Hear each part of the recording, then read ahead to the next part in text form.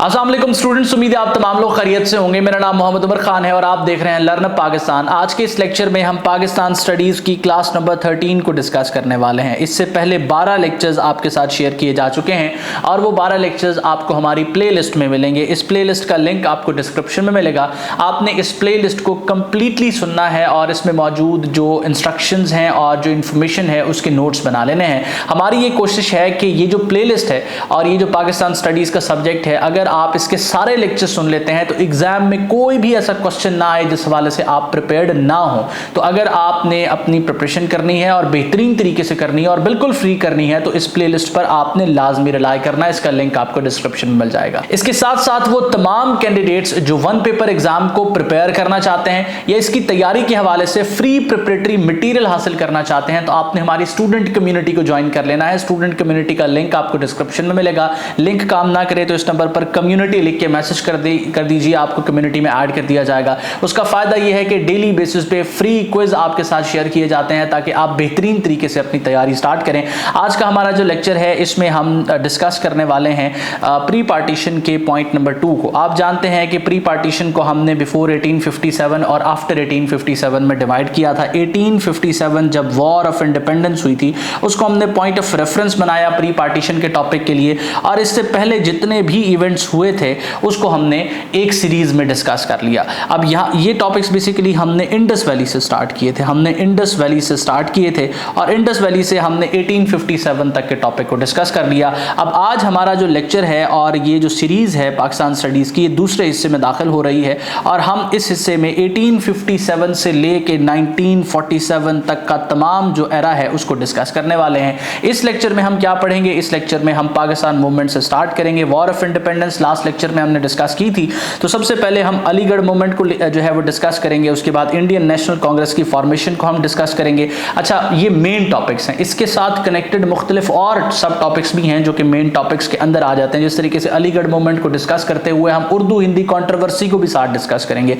Indian National Congress को हम discuss करेंगे। इसके बाद जो है शिमला डिप्यूटेशन को हम डिस्कस करेंगे और ऑल इंडिया मुस्लिम लीग की फॉर्मेशन को हम डिस्कस करेंगे। और इससे पहले पार्टीशन ऑफ बंगाल को भी हम डिस्कस करेंगे। पार्टीशन ऑफ बंगाल को डिस्कस करते हुए इसके इंपैक्ट्स और फिर स्वदेशी मूवमेंट को भी हम डिस्कस कर लेंगे।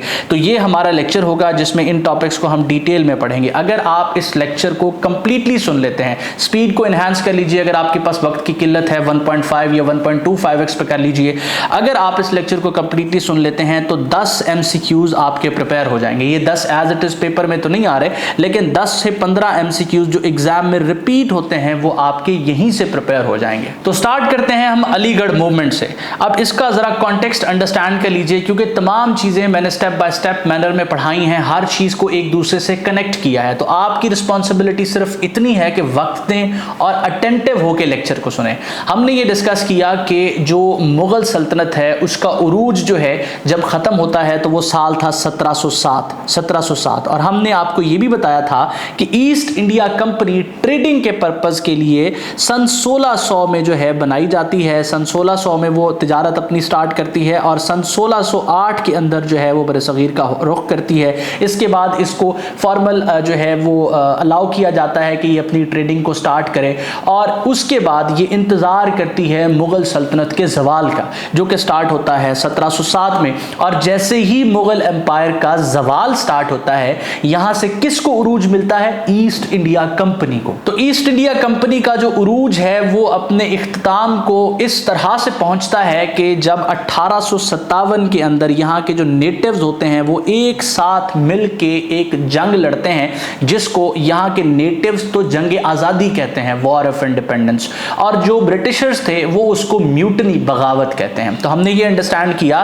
कि जब ईस्ट इंडिया कंपनी अपने उरूज पर पहुंची थी, जो तिजारत करने वाली कंपनी बरसगीर पाको हिंद में आई थी, वो अपने उरूज पर जब पहुंचेगी तो यहाँ के जो लोग होंगे वो उनके जुल्म से, उनकी पॉलिसीज से अफेक्ट होने के बाद एक जंग लड़ेंगे 1857 में जिसको हम वॉर ऑफ इंडिपेंडेंस कहेंगे। और ब्रिटिशर्स उसी वॉर ऑफ इंडिपेंडेंस को किस नाम से जानेंगे? बगावत के नाम से जानेंगे। अब सन 1857 के बाद साल आता है 1858 का। गवर्नमेंट ऑफ इंडिया एक्ट पास कर दिया जाता है। ये एक ऐसा कानून है जो कि ईस्ट इंडिया कंपनी जिससे खत्म हो जाती है, जिससे नेशनलाइज कर ली जाती है, East India Company British Empire की तरफ से, और फॉर्मली जो इंडिया है उसको ब्रिटिश इंडिया का नाम दे दिया जाता है और ब्रिटिश राज का आगाज होता है। यहां से गोरों की हुकूमत, प्रॉपर तरीके से हुकूमत जो है वो स्टार्ट होती है। और साल कौन सा? 1858 का।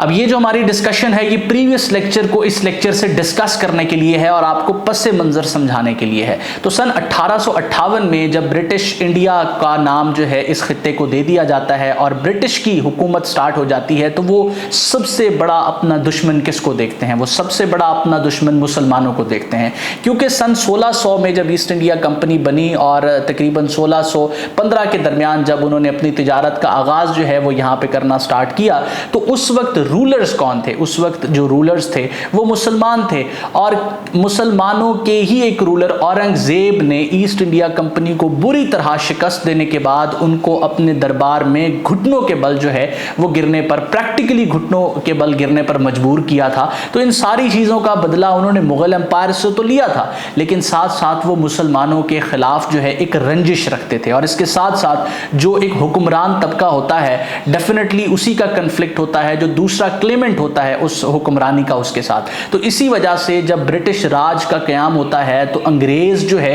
वो मुसलमानों को हकारत की निगाह से इसलिए देखते हैं क्योंकि इसका एक प्रॉपर पस मंजर है। अब डेफिनेटली जब ब्रिटिश की हुकूमत स्टार्ट हो गई थी तो उस वक्त यहाँ मुख्तलिफ मजहब के मानने वाले लोग आबाद थे, तो उस वक्त प्रेफरेंस दी जाने लगी हिंदुओं को। हिंदू जो है वो मुख्तलिफ आला ओहदों तक रसाई हासिल करने लगे और साथ साथ उनको मुख्तलिफ किस्म की रिलैक्सेशंस और जो पॉलिसीज के बेनिफिट्स हैं वो मिलना स्टार्ट हुए। मुसलमान ना सिर्फ अंग्रेजों को हकारत से देखते थे बल्कि उनके एजुकेशनल सिस्टम से भी दूर भागते थे और साथ साथ उनकी पॉलिसीज को भी ऑप्ट नहीं करना चाहते थे।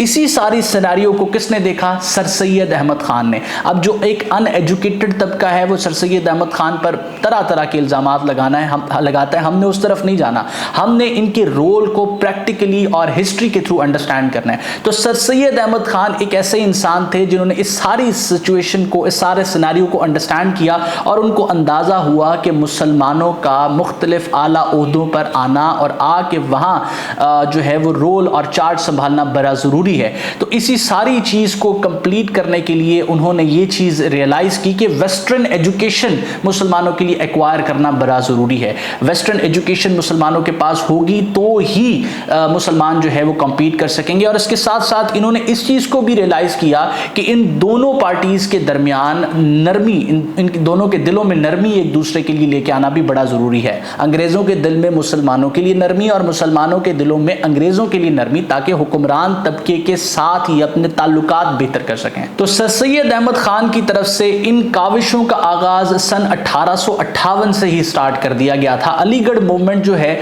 आप अगर इसको स्टडी करते हैं, मेरे साथ बने रहते हैं, तो आपको अंदाज़ा होगा कि पाकिस्तान की क्रिएशन में, मुस्लिम लीग की फॉर्मेशन में एक बहुत कलीदी किरदार और एक इम्पॉर्टेंट जो रोल है वो सर सैयद अहमद खान और इस अलीगढ़ मूवमेंट का है। अलीगढ़ मूवमेंट बेसिकली एक एजुकेशनल मूवमेंट है। ये कोई एक ऐसी मूवमेंट नहीं जिसमें प्रोटेस्ट हो रहा था या जिसमें कोई पॉलिटिकल एक्टिविटीज़ हो रही थी। ये एक ऐसी मूवमेंट है जिसके अंदर मुख्तलिफ इदारे जो है वजूद में आते हैं और वो एक ऐसे इदारों का क़याम होता है जो कि प्रैक्टिकली कंट्रीब्यूट करते हैं। तो हम ज़रा सबसे पहले उन इदारों की तरफ नज़र दौड़ाते हैं। देखिए, सर सैयद अहमद खान ने साइंटिफिक सोसाइटी का क़याम जो है किया। उनको अंदाज़ा हुआ कि मुसलमान जो हैं वेस्टर्न एजुकेशन से दूर भी हैं और साथ साथ जो इनकी लैंग्वेज है उस लैंग्वेज में भी वो मटीरियल प्रोवाइडेड नहीं है। तो साइंटिफिक सोसाइटी का क्या काम था कि वेस्टर्न नॉलेज को उर्दू के अंदर ट्रांसलेट करके लर्निंग को प्रमोट करना। तो आपसे पूछा जा सकता है कि Scientific Society Sir Syed Ahmad Khan की तरफ से कब कायम हुई थी? 1864 में हुई थी। अब ये डेट्स कैसे याद रहेंगी? डेट्स इस तरह से याद रहेंगी कि अगर आपको पता है ना कि अलीगढ़ मूवमेंट और सर सैयद अहमद खान कब से कब तक रहे हैं, इनकी जो वफात है ना ये 1898 के अंदर होती है। अब आपको पता है 1898 में सर सैयद अहमद खान इस दुनिया से चले जाते हैं। तो 1857 में जंग आज़ादी हुई है और इसके बाद ब्रिटिश एम्पायर जो है, ब्रिटिश इंडिया को जो है, इस खित्ते को ब्रिटिश इंडिया का नाम देता है। तो इसके दरमियान में ही ये सारा कुछ हुआ है। तो आपको सिर्फ 2 से 3 इदारों के बारे में पता होना चाहिए। सबसे पहले तो आपको साइंटिफिक सोसाइटी का पता हो, 1864 की डेट आपने याद रखनी है। उसके बाद MAO school, Mohammedan Anglo school का जो है क़याम जो है मंजर आम पर आता है। मोहम्मदन एंग्लो ओरिएंटल स्कूल का क़याम कब आता है मंजर आम पर? 1857 में। अब मोहम्मदन, आप तमाम लोग जानते हैं कि इस्लामी एंग्लो बरतानिया के साथ एसोसिएटेड है, और इसी तरीके से मतलब कि मुसलमानों को वेस्टर्न एजुकेशन उन्हीं के लैंग्वेज में और उन पैटर्न्स के अकॉर्डिंग प्रोवाइड करना सर सैयद अहमद खान की सबसे पहली जो है प्रायोरिटी थी। तो MAO स्कूल कायम होता है 1857 में। यही MAO स्कूल 1877 के अंदर MAO कॉलेज का दर्जा इख्तियार कर लेता है। अब गौर से सुनिएगा कि यही MAO कॉलेज जो 1857 में बनता है 1920 के अंदर अलीगढ़ मुस्लिम यूनिवर्सिटी का दर्जा इख्तियार कर लेता है। अब ये वो एजुकेशनल इंस्टीट्यूशंस हैं जहां से बेशतर लीडर्स आए थे जिन्होंने पाकिस्तान मूवमेंट के अंदर कंट्रीब्यूट किया था, और यही वो इदारे हैं जिन्होंने उस आइडियोलॉजी को डेवलप किया था। तो आपने इन इदारों के बारे में, इनकी एस्टैब्लिशिंग की डेट जो है उसके बारे में नहीं भूलना। उसके बाद तीसरे नंबर पर जिस इदारे के बारे में आपने याद रखना है वो है जी मोहम्मडन एजुकेशनल कॉन्फ्रेंस। अब देखें कि जो ब्रिटिश इंडिया है वहाँ ब्रिटिश एम्पायर का राज कायम है, ब्रिटिश राज कायम है, तो वहाँ जो पॉलिटिकल एक्टिविटीज़ हैं वो बड़ी लिमिटेड थी। तो हिंदू जो हैं वो पॉलिटिकल एक्टिविटीज़ के अंदर बड़े छोटे लेवल पर इन्वॉल्व होना स्टार्ट हो गए थे। कोई बड़ी मूवमेंट, पॉलिटिकल मूवमेंट क्रिएट करना बड़ा मुश्किल थी। तो सर्कमस्टांसेस के अकॉर्डिंग इंसान रेजिस्टेंस शो करता है।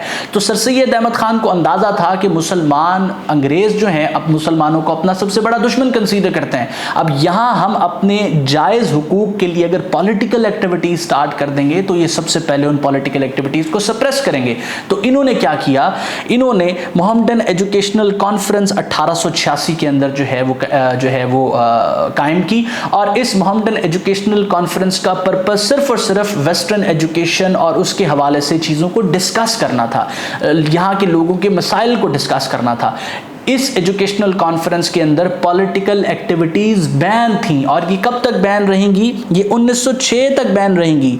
और यही मोहम्मडन एजुकेशनल कॉन्फ्रेंस है जो बाद में किस चीज की बुनियाद जो है वो रखती है, ऑल इंडिया मुस्लिम लीग की बुनियाद रखती है। इसके 20वें सेशन में ऑल इंडिया मुस्लिम लीग की बुनियाद रखी जाएगी। अब आप अंडरस्टैंड कर रहे हैं कि जिस जमात ने पाकिस्तान को क्रिएट करने में, उसकी फाउंडेशन में एक कलीदी किरदार अदा किया था, वो किस इदारे की तरफ से बनाई जा रही है, जो सर सैयद अहमद खान की तरफ से एस्टैब्लिश किया गया था। तो इस हद तक इंपॉर्टेंट रोल है सर सैयद अहमद खान का और अलीगढ़ मूवमेंट का। अच्छा, इसी दौरानिया में उर्दू हिंदी कंट्रोवर्सी के बारे में आप अक्सर औकात सुनते हैं। उर्दू हिंदी कंट्रोवर्सी दर हकीकत थी क्या?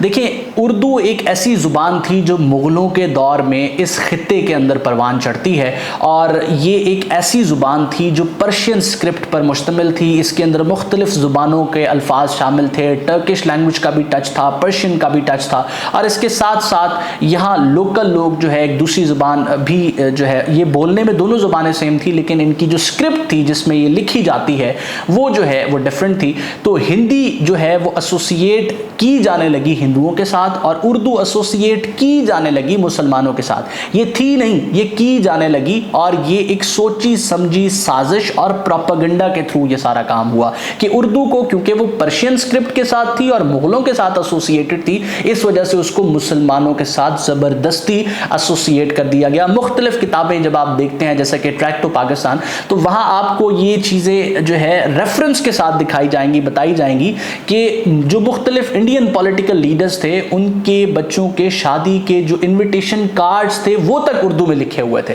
तो और इसके अलावा मुख्तलिफ और जो हिंदू प्रोमिनेंट जो है राइटर्स थे, पोइट्स थे, उनके बारे में बताया जाता है कि कितना उन्होंने उर्दू जुबान को सर्व किया। तो उन्होंने जानते बूझते हुए उर्दू जुबान को किसके साथ एसोसिएट करना स्टार्ट कर दिया? मुसलमानों के साथ, क्योंकि पर्शियन स्क्रिप्ट और मुगलों के साथ वो एसोसिएटेड थी।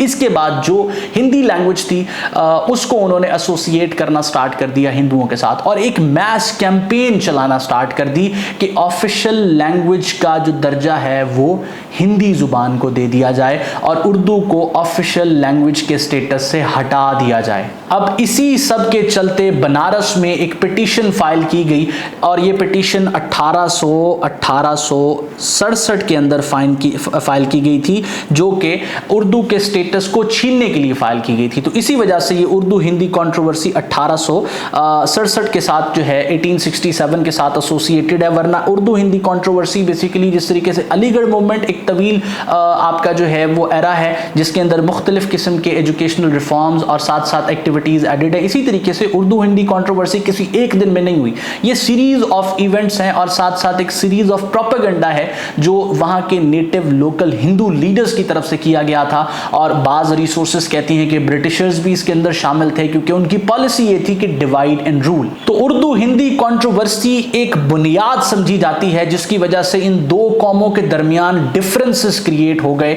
और लैंग्वेज को एक रिलीजन के साथ एसोसिएट कर दिया गया और उस रिलीजन को दूसरे रिलीजन से तोड़ दिया गया, डिफरेंशिएट कर दिया गया। और यहीं से बुनियाद पड़ती है टू नेशन थ्योरी की। आपको टू नेशन थ्योरी के वैसे तो सबसे बड़े एडवोकेट और जो इसको प्रोपेगेट करने वाले हैं वो सर सैयद अहमद खान हैं, लेकिन आप एक और चीज अपने जहन में रखिए कि टू नेशन थ्योरी का एग्जैक्ट वर्ड कभी भी यूज नहीं किया गया मॉडर्न टाइम्स से पहले। एग्जैक्ट वर्ड ये यूज नहीं किया गया था। हाँ, मुख्तलिफ किस्म की थ्योरीज जरूर आती थी कि ये दो कौमें, इनका रहने का तरीकाकार और इनका मजहब जुदा है तो ये इकट्ठे नहीं रह सकते। तो ये परवान कब चढ़ता है? जब ये जुबान का कन्फ्लिक्ट आता है। इसके अलावा जो सर सैयद अहमद खान हैं, इनका जो मुख्तलिफ लिटरेरी वर्क है, उनकी कंट्रीब्यूशन है। अब मैंने आपको ये तो बताया कि एजुकेशनल इंस्टीट्यूट्स इन्होंने बनाया और इसके अलावा इन्होंने मुख्तलिफ किताबें और रिसाले भी लिखी। और सबसे इनका मशहूर जो रिसाला है जिसके हवाले से अक्सर एक MCQs एग्जाम में पूछा जाता है कि रिसाला असबाब बगावत हिंद किसने लिखा। अब असबाब बगावत हिंद 1858 में सर सैयद अहमद खान ने लिखा था, क्योंकि मैंने आपको बताया ना कि मुसलमानों के दरमियान और अंग्रेज़ों के दरमियान ये जो कन्फ्यूजन एग्जिस्ट करती थी कि ये जो बगावत थी 1858 वाली, ये मुसलमानों की वजह से हुई है। इसकी क्लैरिटी और साथ साथ जो मुसलमानों के खिलाफ अंग्रेज़ थे, इन तमाम चीज़ों की क्लैरिटी प्रोवाइड करने की कोशिश किसने की थी? इन दोनों के दरमियान रिलेशंस इंप्रूव करने की कोशिश किसने की थी? सर सैयद अहमद खान ने की थी। तो ये रसाला असबाब बगावत हिंद या रीज़न फॉर रिवॉल्ट, ये किसने लिखा था? ये सर सैयद अहमद खान ने लिखा था। इसके अलावा आपने इनकी 2 से 3 और रिसाले और किताबों के हवाले से भी सर्च करना है, आपकी असाइनमेंट है और कमेंट सेक्शन में मुझे बताना है। अब देखें, अगर आप अलीगढ़ मूवमेंट को इस तरीक़ेकार से पढ़ लेते हैं तो कौन सा ऐसा क्वेश्चन है जो आप पढ़ें, आपको समझना आए और साथ साथ एग्जाम में आए, आपने प्रिपेयर ना किया हुआ, सवाल ही नहीं पैदा होता अगर आप डिस्क्रिप्टिव वे में चीज़ों को पढ़ते हैं। अच्छा, इस लेक्चर में मजीद आगे बढ़ते हुए मैं आप तमाम स्टूडेंट्स को बता दूं कि अगर आप तैयारी के लिए किसी किताब पर रिलाई करना चाहते हैं तो लर्नअप पाकिस्तान की तरफ से पब्लिश होने वाली एलिमेंट्स ऑफ वन पेपर पे आपको रिलाई करना चाहिए। एलिमेंट्स ऑफ वन पेपर एक कॉम्प्रिहेंसिव गाइड बुक है। इसकी फीचर्स पर हमने एक वीडियो अपलोड की हुई है जिसमें इस किताब को ओपन करके इसके हर सेक्शन के बारे में हमने डिस्कस किया है और बताया है कि क्यों आपके लिए फ़ायदेमंद है। इस किताब को आप करीब तरीन स्टोर से भी ले सकते हैं और वो फीचर्स वाला वीडियो देखने के लिए डिस्क्रिप्शन को विजिट कर सकते हैं, वहाँ वो वीडियो भी मौजूद है। जब आप स्टोर पर जाएं, किताब खरीदने लगें तो एलिमेंट्स ऑफ वन पेपर के बारे में उनको ज़रूर बताएं और ये पोस्टर उनको दिखाएं ताकि आसानी से आप एलिमेंट्स ऑफ वन पेपर को हासिल कर सकें। इसके अलावा ऑनलाइन ऑर्डर करने के लिए इस नंबर को भी यूज़ किया जा सकता है और डिस्क्रिप्शन में हमारी वेबसाइट का लिंक है, उसको भी आप यूज़ कर सकते हैं। उसके बाद नेक्स्ट हमारा टॉपिक है, अब हमने अलीगढ़ मूवमेंट को तो डिस्कस किया। अब ये अलीगढ़ मूवमेंट और इसके अंदर होने वाली एक्टिविटीज़ और मुस्लिम अवेकनिंग इस खित्ते के अंदर जारी हैं। इसके साथ साथ यहाँ पर एक पॉलिटिकल पार्टी बनाई जाती है जिसका नाम इंडियन नेशनल कांग्रेस है और ये बनाई जाती है 1885 के अंदर। अब आपके जहन में ये होगा कि ये जो पॉलिटिकल पार्टी है ये हिंदुओं की तरफ से बनाई गई होगी या कुछ यहाँ के लोकल लोगों की तरफ से बनाई गई होगी। ऐसा नहीं है। ये जो पॉलिटिकल पार्टी है ये एक ब्रिटिश सिटीजन की तरफ से, जो कि फॉर्मल सिविल सर्वेंट था, उसकी तरफ से बनाई जाती है और इसका नाम होता है एलन ऑक्टेवन हुम या A-O-हुम। इसके बारे में MCQs अक्सर पूछा जाता है कि इंडियन नेशनल कांग्रेस जो है उसका फाउंडर कौन है, तो एलन ऑक्टेवन हुम। अब आप ये सोचेंगे कि किसी ब्रिटिश सिटीजन को क्या ज़रूरत पड़ी है कि इंडिया के अंदर आके यहाँ के लोगों के पॉलिटिकल राइट्स के लिए एक पॉलिटिकल पार्टी क्रिएट करते। इसके पीछे भी एक सोची समझी बरतानिया की हुकूमत की एक साजिश थी। जो ब्रिटिश एम्पायर है वो यहाँ पर इस खित्ते में एक मखसूस वक्त के लिए हुकूमत करने आया था और उसका पर्पस था कि यहाँ के रिसोर्सेज को लूटा जाए।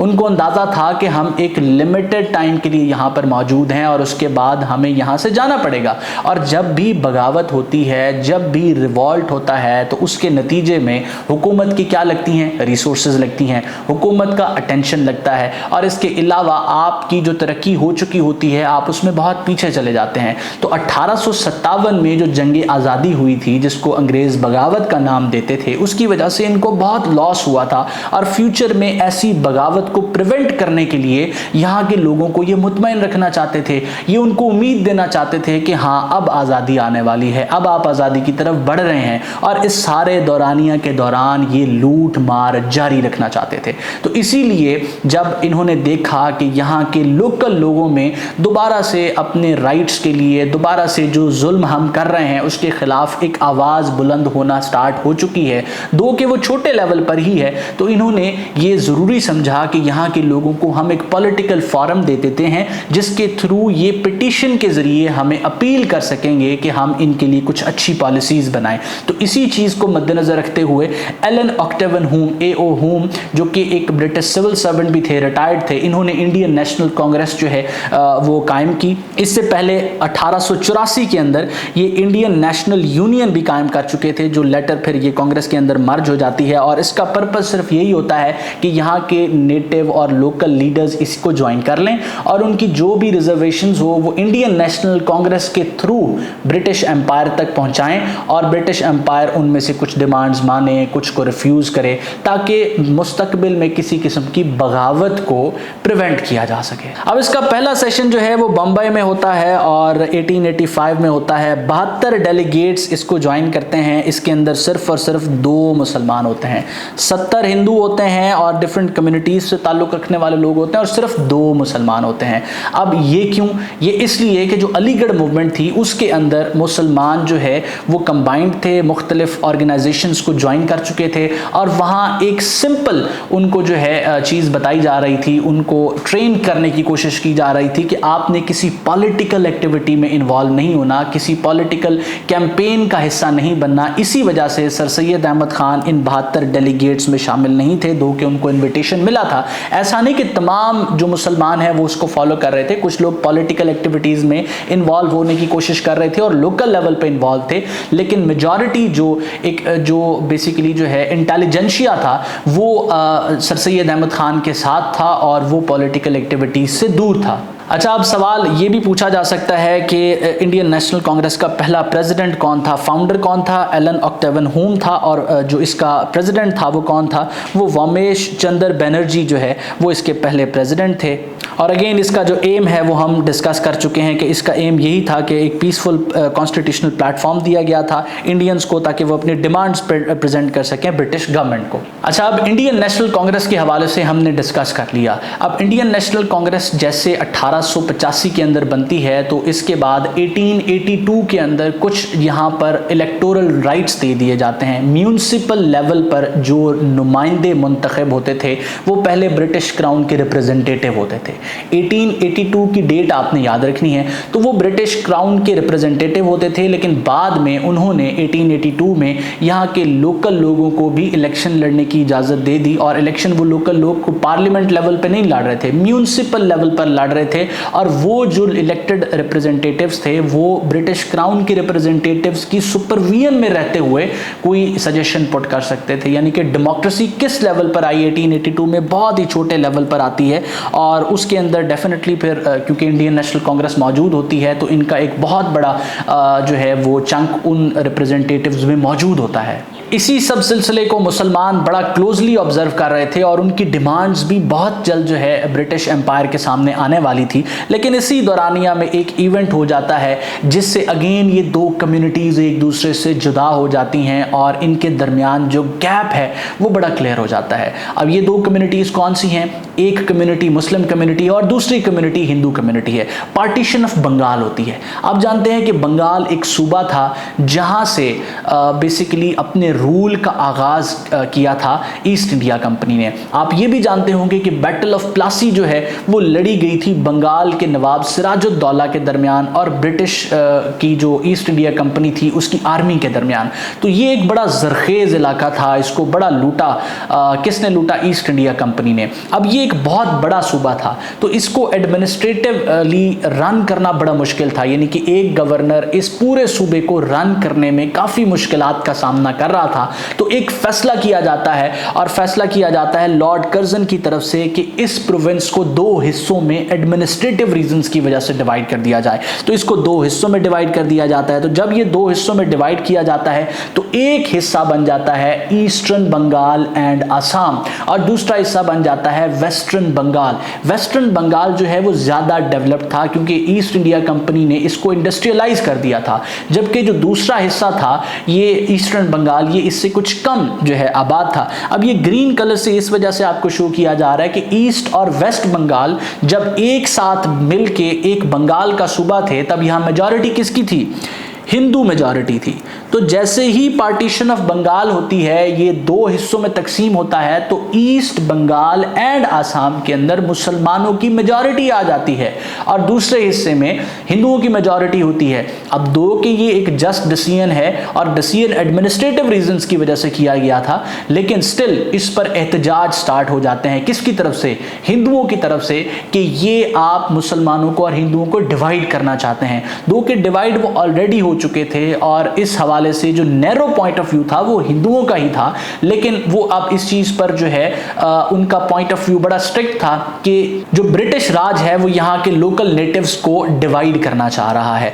तो ये डिसीजन कब लिया गया? ये 1905 में लिया गया। ये एमसीक्यूज पूछ लिया जाता है। साथ साथ ये पूछ लिया जाता है कि ये किसकी तरफ से पार्टीशन की गई थी? ये लॉर्ड कर्जन की तरफ से पार्टीशन की गई थी, और इसके नतीजे में जो मूवमेंट्स लाई जाती हैं हिंदुओं की तरफ से, उसमें सर फेरिस्त जो मूवमेंट थी वो कौन सी मूवमेंट थी? वो स्वदेशी मूवमेंट थी। अच्छा, स्वदेशी मूवमेंट जो है इसका पर्पस क्या था? इसने जो ब्रिटिश क्राउन या ब्रिटिश एम्पायर की तरफ से बनाई जाने वाली प्रोडक्ट्स थी उनका कंप्लीट बैन कर दिया गया, और ये बैन चला 1905 से लेके 1911 तक। अब डेफिनेटली हिंदू मेजॉरिटी में थे, तो इस बैन की वजह से एक इकोनॉमिक लॉस हुआ ब्रिटिश एम्पायर को, जिसकी वजह से इस पार्टीशन को उन्होंने खत्म कर दिया, और ये पार्टीशन 1911 के अंदर खत्म हो गई। अब एक चीज आपने अंडरस्टैंड करनी है कि ईस्ट बंगाल जो है इसका कैपिटल, प्रोविंशियल कैपिटल बन जाता है ढाका, ठीक है, ढाका, और जो वेस्ट बंगाल है इसका जो है वो कलकत्ता जो है वो प्रोविंशियल कैपिटल बन जाता है। लेकिन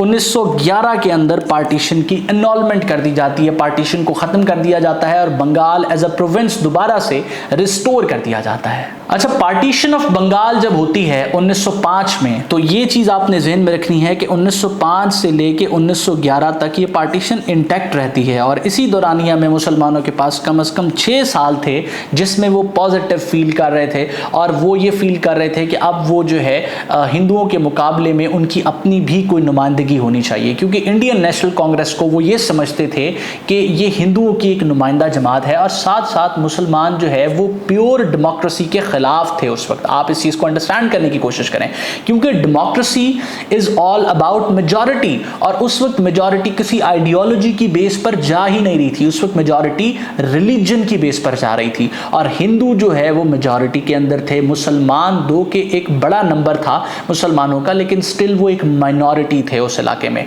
तो उनको अंदाजा था कि अगर इलेक्शंस होते हैं किसी भी लेवल पर, चाहे वो छोटे से छोटे लेवल पर हो या बड़े से बड़े लेवल पर हो, मुस्तकबिल में ब्रिटिश क्राउन ने तो यहां से जाना ही जाना है, ब्रिटिश एम्पायर ने इस कॉलोनी को तो छोड़ना ही छोड़ना है, लेकिन जब ये छोड़ेंगे तो ये हिंदू क्योंकि मेजॉरिटी में है, डेमोक्रेसी की वजह से ये हमारे ऊपर हावी होंगे।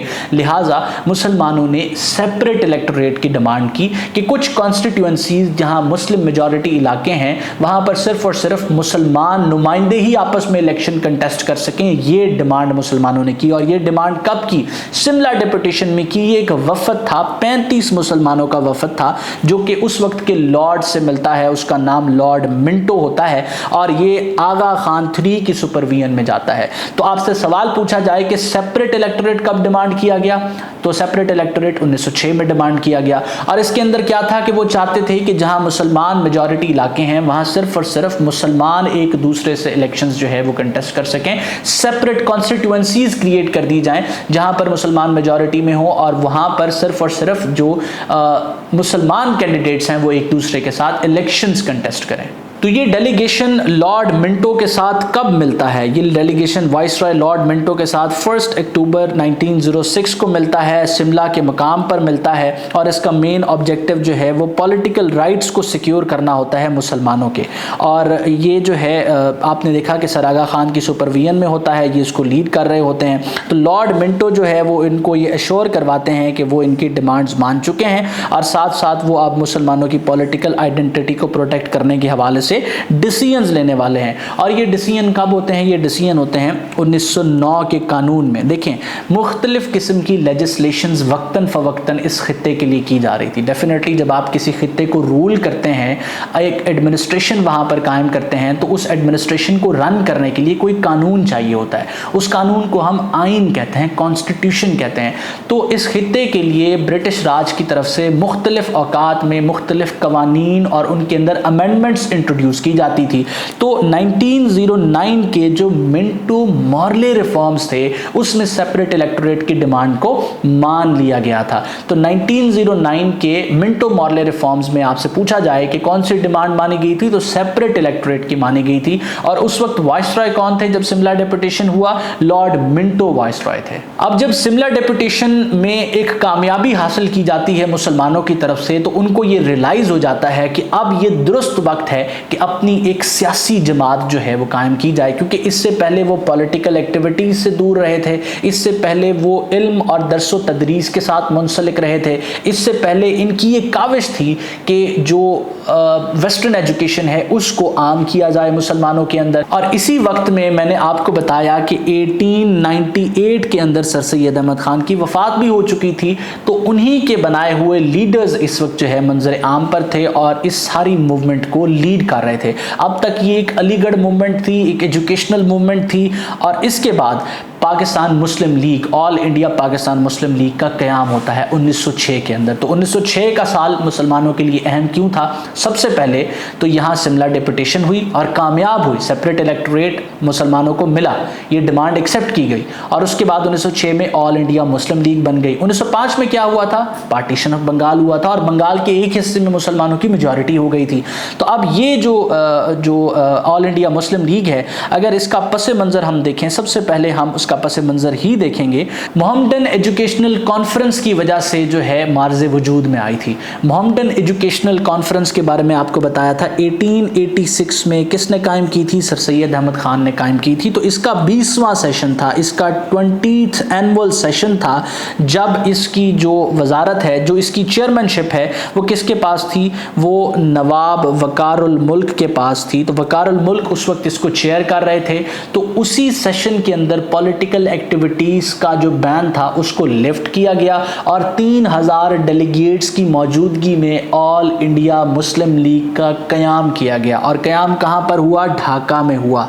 अच्छा, अब ये ढाका कहाँ पर था? ये ईस्टर्न बंगाल एंड आसाम में था और उस वक्त ये एक अलहदा सूबे की हैसियत रखता था। मैंने आपको बताया ना कि 1905 में पार्टीशन हो गई थी, बंगाल को 2 हिस्सों में तकसीम कर दिया गया था। तो जो ईस्टर्न बंगाल और आसाम था वो एक सूबा था और वहाँ मुसलमानों की मेजॉरिटी थी और वहाँ कैपिटल ढाका था। तो उसी जगह पर ऑल इंडिया मुस्लिम लीग का क़याम होता है 1906 में। और उस वक्त किसको प्रेसिडेंट बनाया जाता है? नवाब समीउल्लाह खान को इसके पहले प्रेसिडेंट के तौर पे अपॉइंट कर दिया जाता है। अब एग्जैक्ट डेट की बात की जाए तो 30 दिसंबर 1906 को मुस्लिम लीग का क़याम होता है। इसके ऑब्जेक्टिव्स की बात की जाए तो इन्होंने मुसलमानों के राइट्स को प्रोटेक्ट करना है और ब्रिटिश गवर्नमेंट के साथ लॉयल रहना है। इन्होंने ये जो है अपने चार्टर के अंदर शामिल किया। अब ये ब्रिटिश के साथ लॉयल्टी का जो शिक है ये क्यों शामिल की जाती थी? हिंदू भी जानते थे कि ये लुटेरे हैं और ये इनके ऊपर सिर्फ इनको लूटने के लिए मौजूद हैं, ब्रिटिश की बात की जा रही है। मुसलमान भी जानते थे कि ये लुटेरे हम पर सिर्फ और सिर्फ हमें लूटने के लिए मुसल्लत हैं,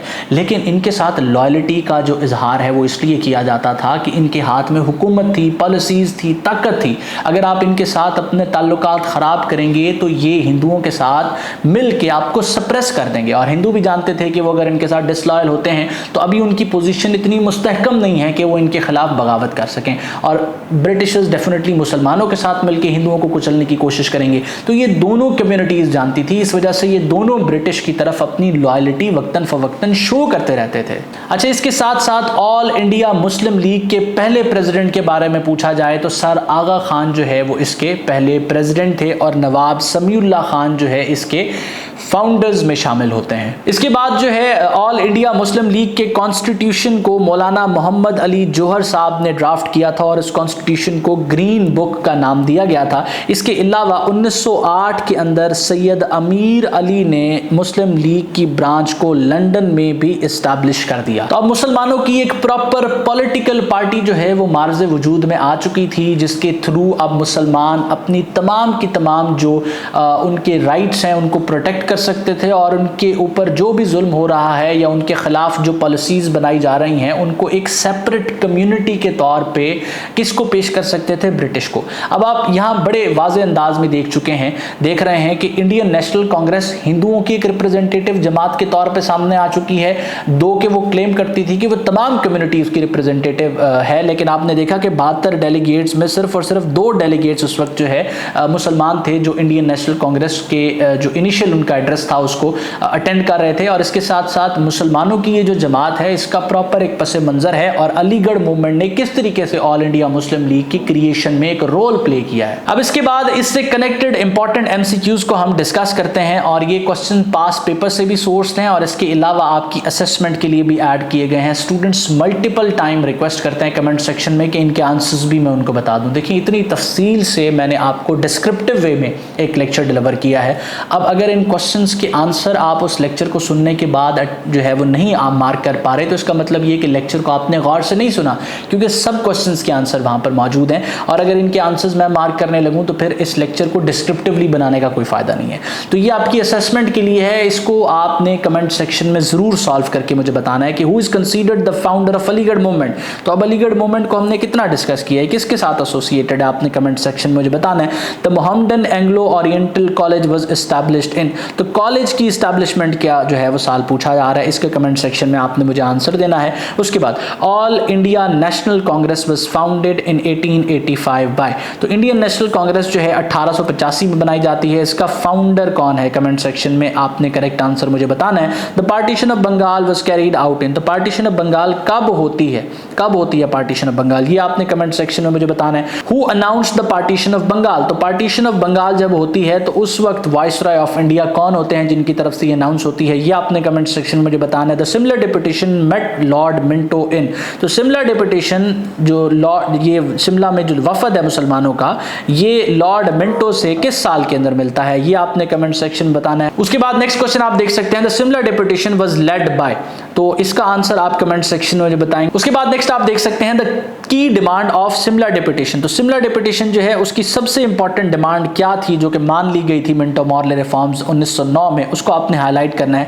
all India Muslim League was founded at, तो ऑल इंडिया मुस्लिम लीग किस जगह पर जो है वो कायम होती है, इसको आपने कमेंट सेक्शन में मार्क करना है। All India Muslim League was established in, तो ऑल इंडिया मुस्लिम लीग जो है किस साल के अंदर एस्टैब्लिश होती है, इसको भी आपने कमेंट सेक्शन में मार्क करना है। तो मैं उम्मीद करता हूं कि ये लेक्चर आपके लिए हेल्पफुल रहा। अगर आप वन पेपर एग्जाम को प्रिपेयर कर रहे हैं और चाहते हैं कि डेली बेसिस पे आपको अपडेट्स भी प्रोवाइड किए जाएं और फ्री क्विज भी प्रोवाइड किए जाएं, तो आप हमारी स्टूडेंट कम्युनिटी को लाजमी फॉलो कर लीजिए। स्टूडेंट कम्युनिटी का लिंक आपको डिस्क्रिप्शन में मिलेगा, और लिंक काम ना करे तो इस नंबर पर आपने व्हाट्सएप मैसेज कर देना है, कम्युनिटी लिख के आपको कम्युनिटी में ऐड कर दिया जाएगा। अपार्ट फ्रॉम दैट, अगर आप किसी किताब पर रिलाई करना चाहते हैं जो वन पेपर एग्जाम के हवाले से आपको कॉम्प्रिहेंसिव गाइडेंस और प्रिपरेटरी मटेरियल प्रोवाइड करे, तो एलिमेंट्स ऑफ वन पेपर पे आप रिलाई कर सकते हैं। इस किताब में वीडियो लेक्चर्स भी मौजूद हैं, इस किताब में मॉडल पेपर्स हैं, बबल शीट हैं, और साथ साथ जो है इस किताब में आपको इंटरेक्टिव वे में QR कोड्स के जरिए जो है मटेरियल प्रोवाइड किया गया है, ताकि आपकी जो तैयारी है वो टू द पॉइंट हो और अप टू डेट मटेरियल के थ्रू हो। इस किताब की फीचर्स के हवाले से एक वीडियो का लिंक डिस्क्रिप्शन में मौजूद है, आई बटन में भी आप देख रहे होंगे, उस वीडियो को आपने एक दफ़ा ज़रूर देखना है अगर आप किसी किताब पर रिलाई करना चाहते हैं। मैं उम्मीद करता हूँ ये लेक्चर आपके लिए हेल्पफुल रहा। अपना बहुत सारा ख्याल रखिएगा, दुआ मुझे मेरी टीम को ज़रूर याद रखिएगा। अल्लाह हाफ़िज़।